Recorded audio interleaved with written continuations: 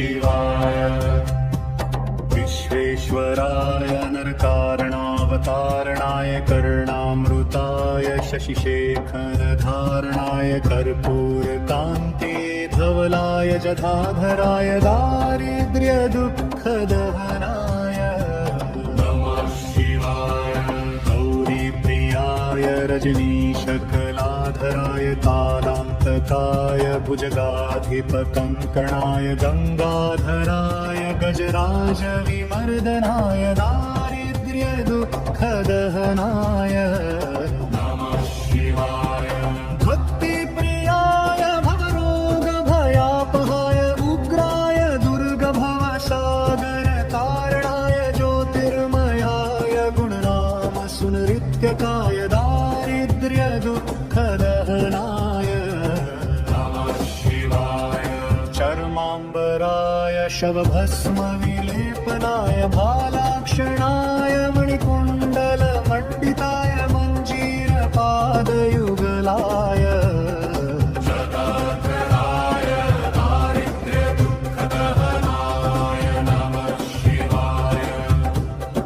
पञ्चाननाय फणिराजविभूषणाय हेमांशुकाय भुवनत्रयमण्डिताय आनन्दभूमिवरदाय तमोमयाय दारिद्र्यदुःखदहनाय नमः शिवाय।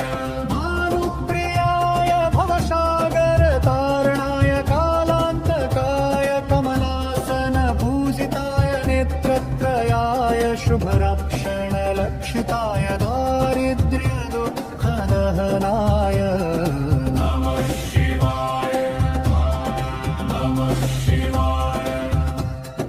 रामप्रियाय रघुनाथवरप्रदाय नागप्रियाय नरकारणावतारणाय पुण्येषु पुण्यभरिताय सुरार्चिताय दारिद्र्यदुःखदहनाय नमः शिवाय।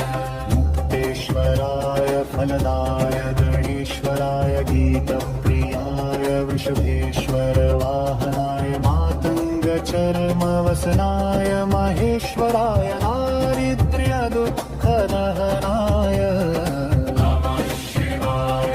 वसिष्ठेन कृतं स्तोत्रं सर्वरोगनिवारणं सर्वसम्पत्करं शीघ्रं पुत्रपौत्रादिवर्धनं शुभदम्